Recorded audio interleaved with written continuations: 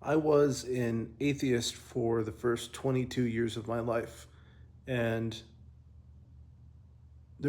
I'm certain that there's many different ways to be an atheist and many different reasons that you can be an atheist.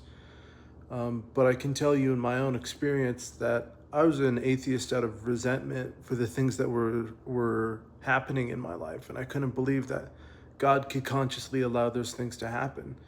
So I rejected God.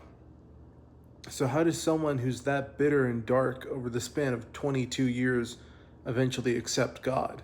And the answer is that you have to be broken. I was broken by a depression that was so deep that I did not want to live anymore. I did not.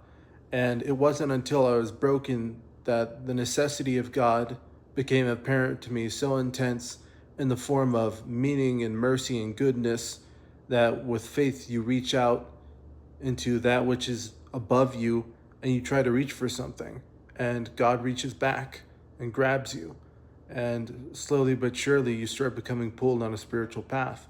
So the question is that if you have so much meaninglessness within your life and you have so much pain within your life and you're an atheist, how do you start moving forward? Well, don't move forward for the sake of yourself.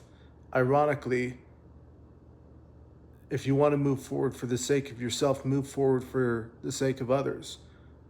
The realization of God shouldn't be something that benefits you, but benefits the sake of others, for the fact that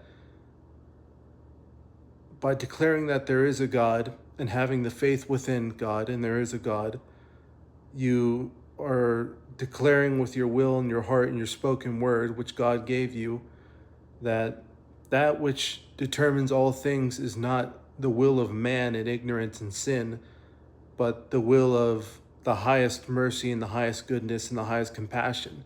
And that when we suffer, we're actually saved. And you can prove that with faith. You can prove that by confronting suffering and realizing that God is with you. And what you'll see is that you'll be spoken to. You'll be spoken to in the most unbelievable ways.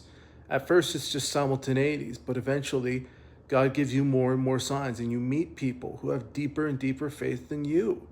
So, if you want to change your life, realize the necessity of God so much to the point that it becomes necessary that you too embody God's compassion, that it not be absent in this cruel, cruel world. And when you study the Bible, when you study Christ, you're actually studying yourself. That's who you have to become. That's the necessity of his compassion.